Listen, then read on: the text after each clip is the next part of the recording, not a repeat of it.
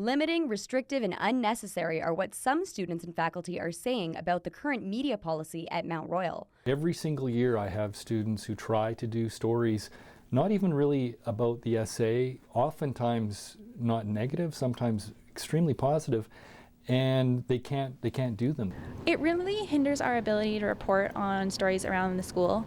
Going to get the media form and just the pass, it's always a hassle.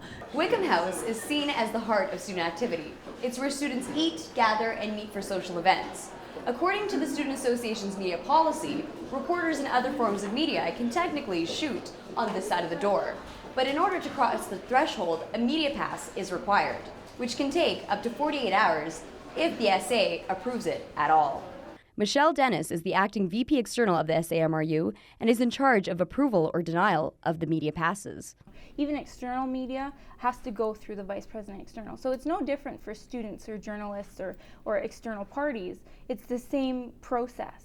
You know, it's just the sheer amount of student requests that we get. Seemed to me to be an unnecessary intrusion on freedom of the press, and it also seemed to be overly bureaucratic. A more reasonable solution or policy would be to require to provide rather a media pass at the start of each academic year. Such a solution would benefit the SAMRU by reducing the amount of passes being processed.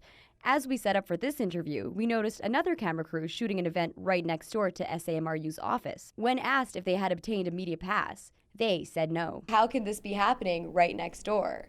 I'm not sure. I can't really comment on that because I just got in the office. A meeting in regards to Wickham House's media policy is being planned. For MRU TV News, I'm Amin Gill.